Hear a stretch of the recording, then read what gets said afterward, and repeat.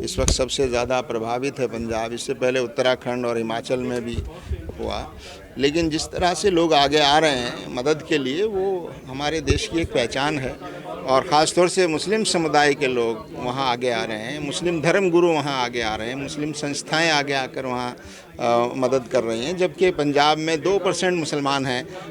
और वैसे पंजाब के बारे में हम कह सकते हैं कि पंजाब में वहाँ जो आपसी सद्भाव और भाईचारे का जो वातावरण है वो बहुत अच्छा वातावरण है। और इसलिए लोग आगे आकर आगे बढ़कर काम कर रहे हैं। तो ये सबकी जिम्मेदारी है, और मुसलमानों की तो ये ख़ास जिम्मेदारी है, उनके मजहबी जिम्मेदारी है कि कोई भी मुसीबत में हो तो उनकी मदद की जानी चाहिए, चाहे वो किसी धर्म का हो, कोई भी हो, कहाँ भी हो। जहाँ तक भी आप मदद पहुँचा सकते हैं वो पहुँचाएं।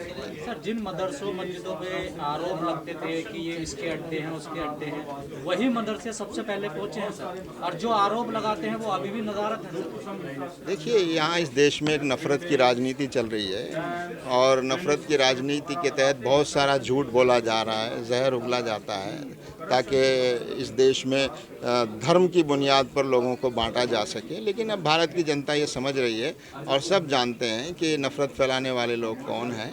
लेकिन चाहे वो स्कूल हों, मदरसे हों, यहाँ जो तालीम दी जाती है, दीन की तालीम और धर्म की तालीम और मानवता की जो शिक्षा है, वहाँ से भी मदद हो रही है, आप देख रहे हैं। तो ये तो खुद सबूत है इस बात का कि ये जो आरोप लगाए जा रहे हैं ये किसी राजनीतिक उद्देश्य से एक नफ़रत पैदा करने के लिए, कभी मदरसों को, कभी मुस्लिम समुदाय के लोगों को निशाना बनाया जाता है। आसाम में जिस तरह से सैकड़ों लोगों को जो बेघर कर दिया गया उसको, देखिए, आसाम में जिस तरह से सरकार एविक्शन कर रही है, लोगों को उजाड़ रही है। सरकार का काम लोगों को बसाना है, ना कि उजाड़ना। वहाँ ऐसा लगता है कि सरकार उजाड़ने पर तुली हुई है, और वहाँ भी इस उजाड़ने में भी निष्पक्षता नहीं है। वहाँ उजाड़ने में भी एक नफ़रत का एजेंडा काम कर रहा है कि एक ख़ास समुदाय के लोग, मुस्लिम समुदाय के लोग, बंगाली बोलने वाले मुस्लिम, उनको कभी बांग्लादेशी बताकर और बाहर का बताकर, जबकि सारे डॉक्यूमेंट्स उनके पास मौजूद हैं, एनआरसी के डॉक्यूमेंट मौजूद हैं, वोटर कार्ड मौजूद हैं, और प्रॉपर्टी के चीज़ें भी मौजूद हैं।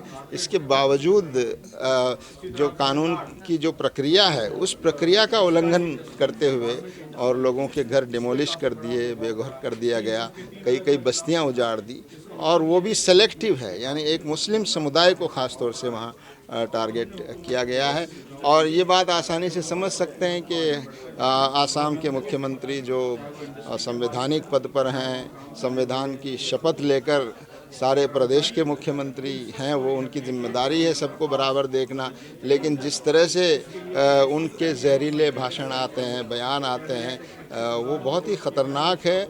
मैं समझता हूँ कि केंद्र सरकार को और हमारी अदालतों को भी इसका संज्ञान लेना चाहिए कि एक संवैधानिक पद पर बैठे हुए व्यक्ति अगर इस तरह नफ़रत की भाषा बोलते हैं, ऐसे लोगों के खिलाफ कार्रवाई होनी चाहिए। देखिए, बिहार में जो SIR की जो प्रक्रिया शुरू हुई है, हम खुद बिहार गए थे और वहाँ लोगों से मिले, और वहाँ जमात इस्लामी हिंद के लोग भी काम कर रहे हैं। 65 लाख लोगों को पहले बार में जो वोटर लिस्ट से निकाला गया, तो इस पर बड़े सवाल खड़े हो रहे हैं कि ये जो किस आधार पर ये फैसला किसने किया। ये फैसला चुनाव आयोग में ज़िला अधिकारी या ज़िला अधिकारी के तहत काम करने वाला एक अधिकारी ये तय कर रहा है कि ये फ़लाँ नाम जो है ये विदेशी है, ये फ़लाँ आदमी मर गया है, ये फ़लाँ वो है।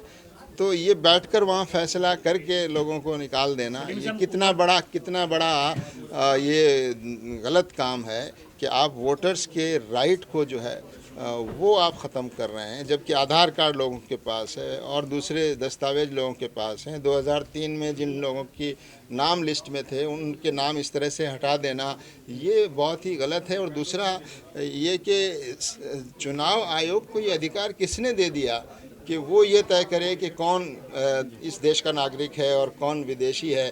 किसी को विदेशी साबित करने के लिए बाकायदा एक प्रक्रिया है, और उस प्रक्रिया को फॉलो करके ही किसी को विदेशी साबित किया जा सकता है। जिसको आप विदेशी साबित नहीं कर सकते वो सारे इस देश के नागरिक हैं और उनको वोट का अधिकार है, चाहे उनका घर हो या न हो, उनकी ज़मीन हो या न हो, उनका कोई एड्रेस हो या न हो, वो फुटपाथ पर रहते हों या वो जंगलों में घूमते हों, उनको तलाश कर कर के वोटर में लिस्ट में उनका नाम दर्ज करना ये चुनाव आयोग की जिम्मेदारी है। चुनाव आयोग का काम लोगों को शामिल करना, उनको वोट के अधिकार को सुनिश्चित करना है। चुनाव आयोग का काम लोगों को विदेशी डिक्लेयर करके या किसी और बहाने से इस तरह से नाम काट देना, ये मैं समझता हूँ एक राजनीतिक दबाव में किया गया एक काम है। और चुनाव आयोग स्वतंत्र काम करने के बजाय ऐसा लगता है कि राजनीतिक एजेंडा पर काम कर रहा है। हम चुनाव आयोग को कहना चाहते हैं कि वो सरकार और राजनीतिक दबाव में काम करने के बजाय कानून के मुताबिक काम करें। सलीम साहब, उमर खालिद को जमानत नहीं मिली है, 5 साल से बिना ट्रायल को जेल में बंद है।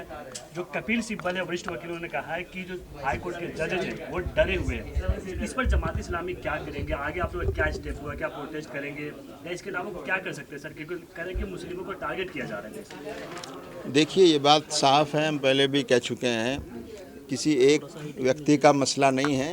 ये 2020 के दंगे हुए नहीं थे बल्कि कराए गए थे और सरकार जानती है, एजेंसियां जानती है कि किसने कराए दंगे और क्यों कराए और उस दंगों में किसको टारगेट करना, किसको नुकसान पहुंचाना उनके सामने था। लेकिन निर्दोष नौजवानों को जो सीएए में आगे थे, सीएए में भाषण दे रहे थे या लोगों में जागरूकता पैदा कर रहे थे, ऐसे लोगों को चुन चुनकर, और जिनमें से ज़्यादातर लोग मुस्लिम हैं, उनको आपने निशाना बनाया। और अब आप 5 साल में कोई सबूत भी ला नहीं पा रहे हैं, 5 साल में ट्रायल भी शुरू नहीं हुआ है, 5 साल में अपराध साबित नहीं हुआ है। अदालत का ये उसूल है संविधान का कि जिस पर दोष साबित नहीं होता वो निर्दोष होता है। और आप निर्दोष को कैसे जेल में रख सकते हैं? या तो आप दोष साबित करके उसको सज़ा दीजिए। 5 साल तक आप दोष भी साबित नहीं कर रहे हैं, ट्रायल भी शुरू नहीं कर रहे हैं और बेल भी नहीं दे रहे हैं। और अदालत का उसूल है कि जो आदमी जो बेल है वो इस हक है और नॉर्मल है, रूल है बेल।